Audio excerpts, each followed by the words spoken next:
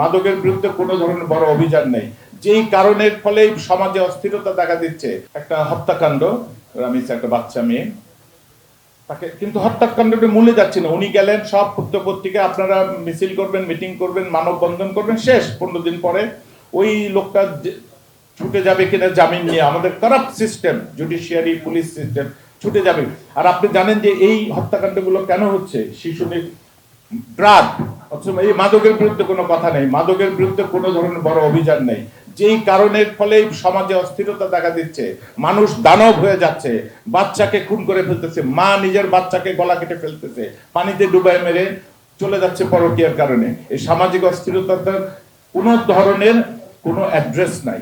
আমরা সাময়িকভাবে যে সমবেদনা জানাই, ওনার একটা মেয়েকে এখন পড়াশোনার খরচ দেব, 5 লাখ টাকার একটা অনুদান দেব, শেষ। আপনি সমস্যার মূল জায়গায় যাচ্ছেন না।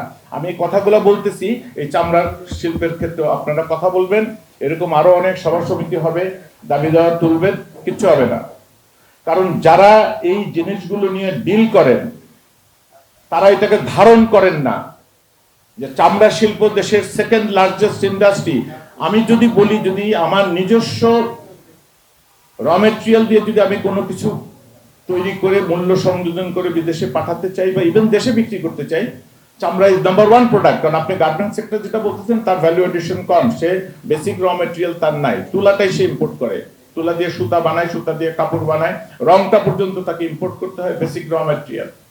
কিন্তু আমার নিজের চামড়া আছে, আমি যেটা দিয়ে 40% পর্যন্ত ভ্যালু এডিশন করতে পারি, কিন্তু আমি 40% ভ্যালু এডিশন করার মতো আমার জায়গা নেই। এখন আসলাম কারণ আমার বিদেশে রপ্তানি করতে গেলে চামড়ার যে নৈতিক সনদ দরকার, যে আপনি যেই প্রোডাক্ট তৈরি করতে আপনি পরিবেশ দূষণ করবেন, আপনি যদি পরিবেশকে সঠিক না করেন, তাহলে ওই প্রোডাক্টটা আপনি আন্তর্জাতিক বাজারে হেলসিঙ্কি প্রোটোকলে এই কথাটা বলে দিলেন, এবং 246টা দেশ এটা সিগনেটারি হেলসিঙ্কি প্রোটোকলে, যে আমরা যেই বস্তুতে মানুষের কনজামশনের জন্য, মানুষের ব্যবহারের জন্য যেটা পরিবেশকে দূষণ করে, সেইটা আমরা কিনবো না।